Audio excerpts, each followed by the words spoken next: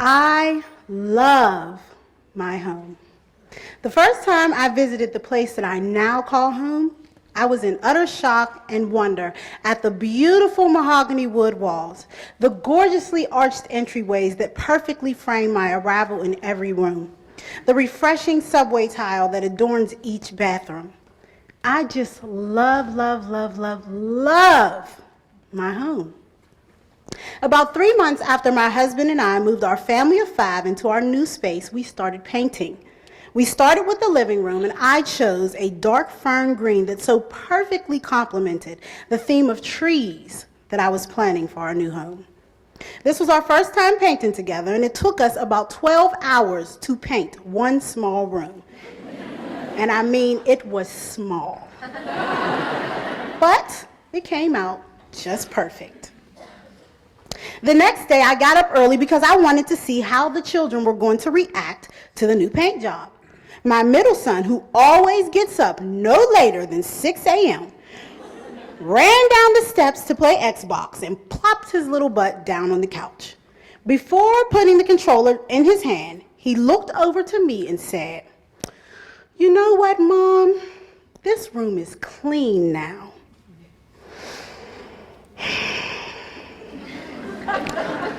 At first, I thought to myself, what the hell you mean this room is clean now? I am a stay-at-home mom. This is what I do. I clean homes. So it took me a few weeks to realize, or at least make an assumption in my head as to what I thought he really meant. In my brain, the translation was that our home began to feel good. When I had this epiphany, it made me think about my childhood. My mom was a good mom. She did everything in her power to make sure we were loved, cared for, clean, fed, and thriving. But home didn't always feel good. And I also remember asking myself as a child if this was the way it was supposed to be, because most of the friends that I had did not have homes that really felt good. Now, don't get me wrong, our homes were clean and well organized. If there's one thing a black mom can do, she can clean a crib. But our homes didn't look like us. They looked like they came from Rent-A-Center or a page out of a JCPenney catalog. But we also had another thing in common: working mamas and no daddies. Our moms were the runners of the American nation. They were the customer service reps, the fry cooks, the nurses, the maids, and secretaries that kept America running. They weren't just working 9 to 5, y'all. I'm talking more like 7 a.m. They were gone by 7 a.m. and home by 8 p.m.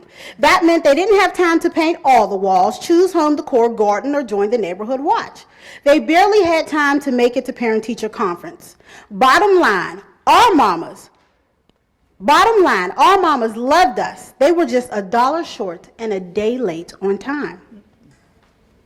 But something miraculous happened to me in my life that I would never have imagined happened in a million years. That is, I met a loving and beautiful man who just wants to take care of me.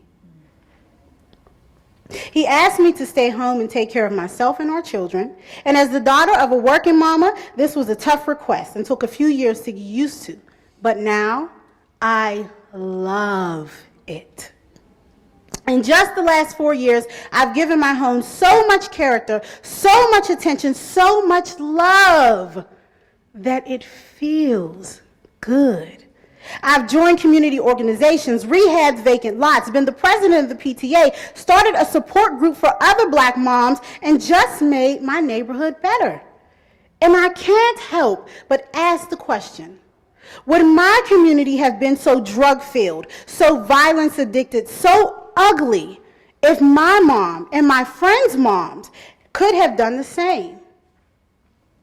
If they had been able to stop running America long enough to start a garden, to paint all the walls, to join the PTA. But our mamas were poor, unsupported, and though they ran America and are still running America, they are unloved by America.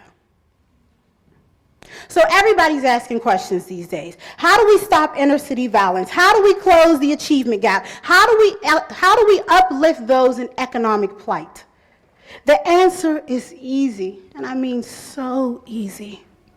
Let a mom have time to start a garden by giving her a just wage so she only has to work 9 to 5 to make a good living. Overtime kills kids. Give a black man a real chance in America so he can become a good, loving husband for a mom like me who had her first child out of wedlock at 19. That mom can then rehab a vacant lot because she's got time.